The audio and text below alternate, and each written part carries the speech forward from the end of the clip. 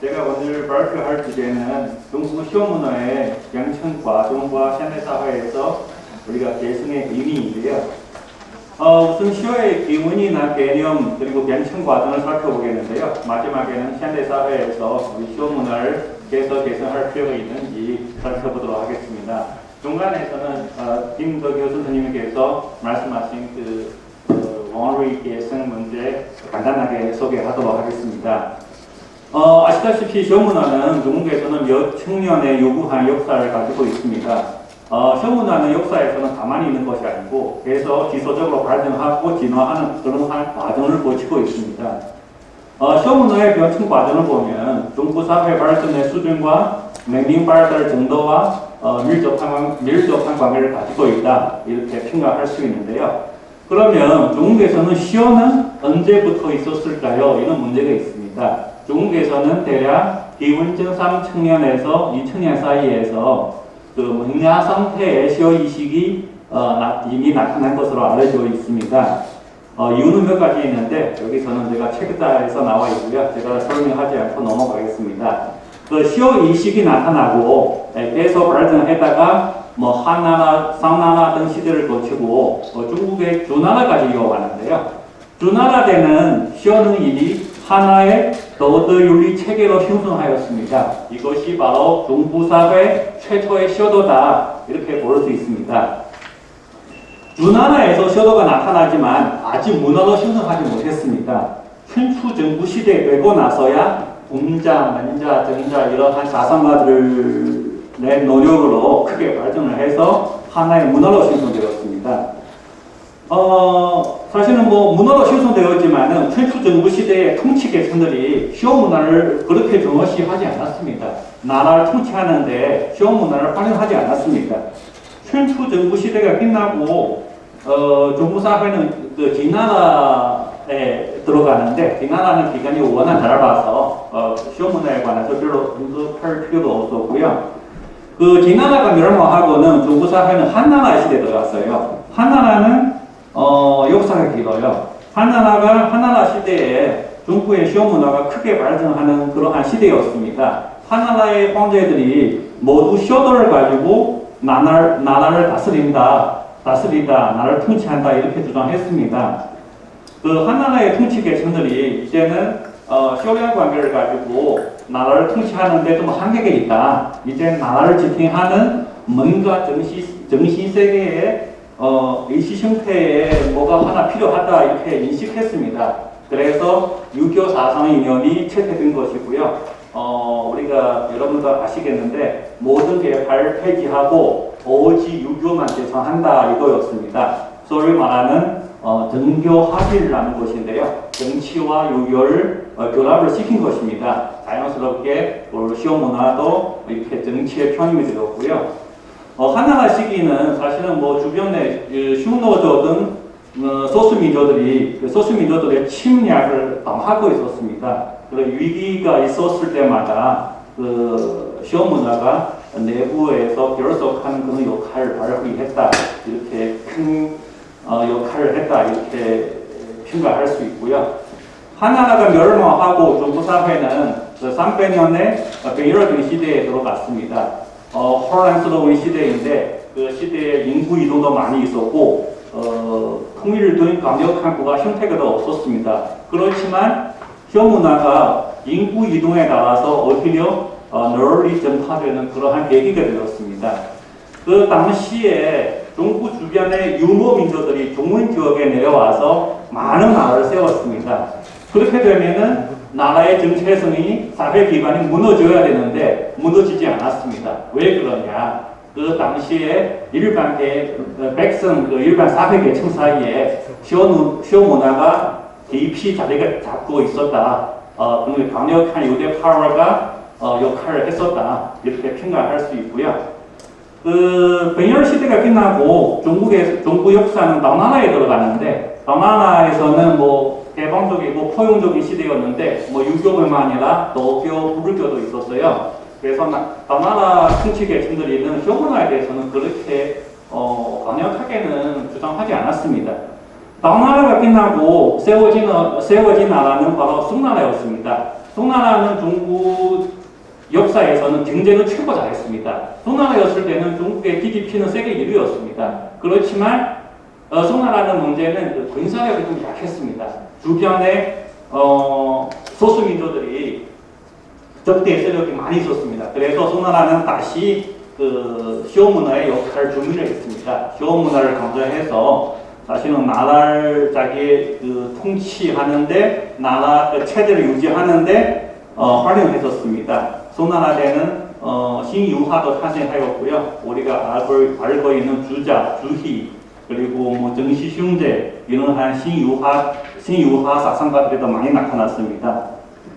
그 송나라가 끝나면은 바로 그 중국 사회는 그 원나라에 들어가는데요. 원나라는 짧아요. 원나라는 그 소수민족이 몽골족이 통치하는 시대였는데요. 이거는 특별히 언급할 거 없는데 여기서는 이 시기에 시오 문화 발전돼서 성과가 하나 있었습니다. 바로 24시호예요. 24시호 이야기가 원나라 시기에서 나타난 거예요. 어떻게 중국 시오 문화 발전 역사에서 24시 이야기에 나타난 것이 하나의 큰 성과다 이렇게 생각합니다. 그리고 원나라 끝나고는 이제는 명나라이죠. 명나라는 앞에 언급한 한나라처럼 정교 화폐를 이루내는 그러한 유교화 시대였습니다. 정치 체제와 유교 이념이 서로 지지하고 하나의 공동체로 형성하였는데요. 명나라의 첫 번째 황제부터 시오 문화를 개창해서 시오의 제도화를 도모하였습니다. 명나라의 첫 번째 황제는 주원장이었습니다. 주원장이 죽으면은 자기가 첫 번째 아들, 그러니까 태자이죠. 태자가 왕위를 받아야 되는데 그 문제는 자기가 죽기 전에 태자가 죽었어요. 이제는 왕위를 누구한테 주느냐 문제가 생겼어요. 그래서 그 정통성을 원리를 따져서 그 왕위는 태자의 아들한테 들어갔어요. 그래서 태자의 아들, 그냥 주원장의 손자가 황제가 되었어요. 그거 바로 명나라의 두 번째 황제였습니다. 그 여기서는 문제가 생겼어요. 그러면은 주원장의 손자가 황제가 되었는데 주원장의 네 번째 아들 불만을 품기 시작했어요. 네. 그래서 명나라 두 번째 황제 이름이 주유문이라고 하는데요. 이 사람이 황제가 되고 나서는 굉장히 불안했습니다. 왜냐하면 자기가 자기 아버지, 그러니까 주디라고 하는데요. 주디라는 자기 아버지가 계속 왕위를 노리고 있었습니다. 그리고 지금 두 번째 황제 주유문의 약점이 뭐냐면은 나이가 어려요. 나이도 어리고 치명적인 문제는 자기가 군대를 정확하지 못했습니다. 그래서 그 당시에 주디가 군대를 가지고 있었기 때문에 결국적으로 그 쿠데타를 일으켜서 그 황제 명나라 두 번째 권을 쫓아냈습니다. 명나라의 두 번째 권을 쫓아내고 자기가 황제를 되었어요. 그러니까 바로 그 명나라의 세 번째 황제인데요. 바로 주디. 그런데 여기서는 문제가 생겼는데요. 이거는 자기가 불법적으로 황제가 되었기 때문에 여기는 합법성 문제 생겼고요. 그리고 정통성, 정체성 문제가 생겼어요. 이런 문제를 해소하는데 주디는 그래서 강력하게 시오 문화를 강조하고 그러니까 강화했습니다. 시오 문화를 강화를 통해서 자기의 체제를 유지하는데 활용했습니다. 그래서 주디는 그 황제부터는 그 명나라의 유교화 기조를 좀 갈아놨다 이렇게 평가할 수 있는데요. 그때부터는 명나라의 황제마다 시오 문화를 강조하고 유교 이런 유교의 사상 이런 부분을 되게 중요시했습니다. 그래서 어떻게 보면 어쨌든 간에 시오 문화가 명나라에서는 그 상당한 높은 수준으로 발전하였다 이렇게 평가할 수 있고요. 물론 명나라는 높은 수준의 유교화 시대이만큼 한계성 문제도 있을 수밖에 없고요. 명나라 때는 그 유럽의 대항해 시대가 시작했던 그러한 시기였습니다. 대략 한 16세기 정도 되겠죠. 서방 국가들이 적극적으로 외부 세계를 탐색해서 발전을 도모하는 시기였는데 명나라는 오히려 유교 문화, 시오 문화 이런 부분을 강조해서 내부 세계에 집중하는 바람에 오히려 발전하는 시기를 놓쳤다 이런 평가가 많이 있었고요. 그 책에서는 언급 안 했지만 그 명나라에는 유명한 그 사상가 할미도 있었습니다. 바로 왕阳明이죠. 우리 그 김덕규 선생님께서 양민파의 전문가이신데요. 잘 아시겠는데요. 그 왕阳明이 말하는 것은 진리는 외부 세계에서 찾는 거 아니라 내 마음에서 찾는 것이다. 그래서 어떻게 보면은 그 당시에 외부에 나가려는 그런 싹을 자르고 다시 내부로 끌어들이는 그런 역할을 했었어요. 어떻게 역동적이고 뜨거운 그러한 대항해 시대인데 명나라의 이러한 유교화 정책이 오히려 나라의 발목을 잡았다. 우리가 발전의 시기를 놓쳤다. 좀 참 아쉽다 이런 생각이 들었고요. 그리고 명나라 멸망하고는 중국에 청나라 들어가는데 청나라는 제가 뭐 특별히 얘기할 필요가 없을 것 같고요. 청나라가 멸망하고 21세기 초에 중국 역사는 드디어 새로운 한 페이지가 열렸는데요. 그러나 좀 늦은 감이 있습니다. 서방 국가들이 대항해, 산업혁명 이런 시대를 거쳐서 이미 많은 발전 성과를 얻었습니다. 그러나 중국이 여전히 낙후되었습니다. 그래서 중국과 서방 국가의 그러한 격차를 목격하고 중국의 진보학자들이 반성을 하기 시작했습니다. 시험 문화를 비롯한 정통 요리 체제를 비판하는 그러한 운동이 벌어졌습니다. 이제는 시험 문화는 과거 역사의 산물이다. 통치 계층들이 통치를 위해서 이용할 도구뿐이다. 가치가 없다. 우리는 버려야 한다. 우리는 유럽처럼 그런 건 필요 없다. 어느 나라의 관점을 봤을 때는 좀 편파적인 그런 관점이 있지만 그런데 그러한 시대적인 배경에서 놓고 봤을 때는 일리가 있다 그런 생각도 들었고요. 왜냐하면은 신구 사상이 충돌을 하는 그러한 시기인데 진보학자들이 이제는 나라를 발전을 하려면은 과거의 한계성 부분을 버려야 한다 이렇게 주장하는 것입니다. 오늘날에 보면은 물론 문제가 좀 있지만 우리가 재평가할 필요가 있다 그런 생각이 들었고요.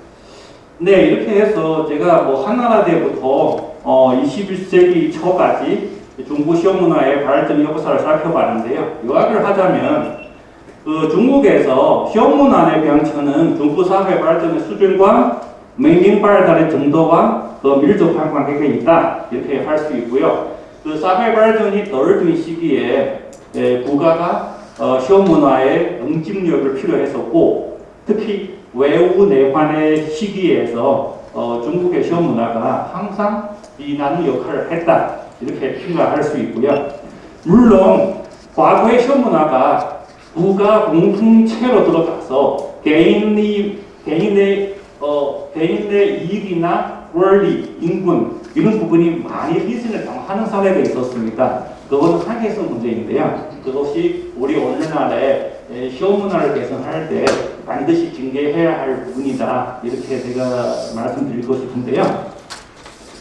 그 시험 문화의 우리가 중국 시험 문화의 2000년의 역사를 봤는데요. 다음에는 우리가 현대 사회에 넘어가야 되는데 지금은 우리가 어떤 사회일까요? 인공지능, OG, 빅데이터 이런 시대에 있습니다.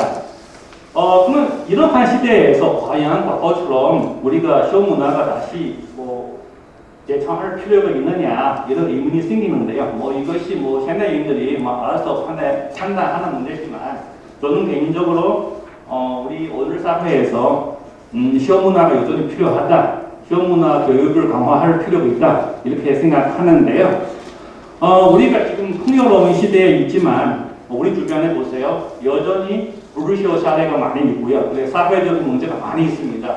노령화 사회, 고령화 사회에서 노인 문제, 젊은 세대들이 저출산 문제, 그리고 사실 젊은 사람들이 일을 하지 않고 취업을 하지 않는 니트도 이런 문제 굉장히 많이 있습니다. 이런 문제들이 분석을 해보면 대부분 시효도하고는 관계가 있다 이렇게 말씀드릴 수 있는데요.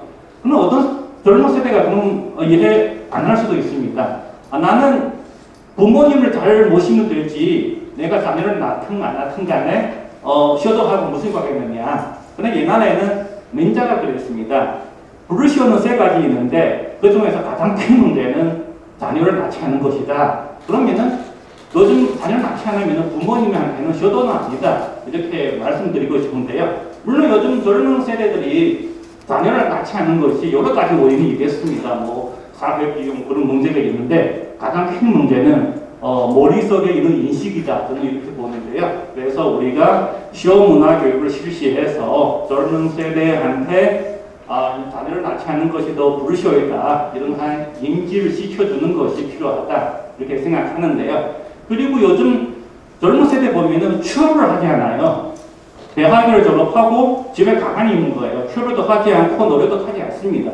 이거는 또 효도는 아니다. 이렇게 생각하는데요. 왜냐하면 옛날에 공자가 이랬습니다.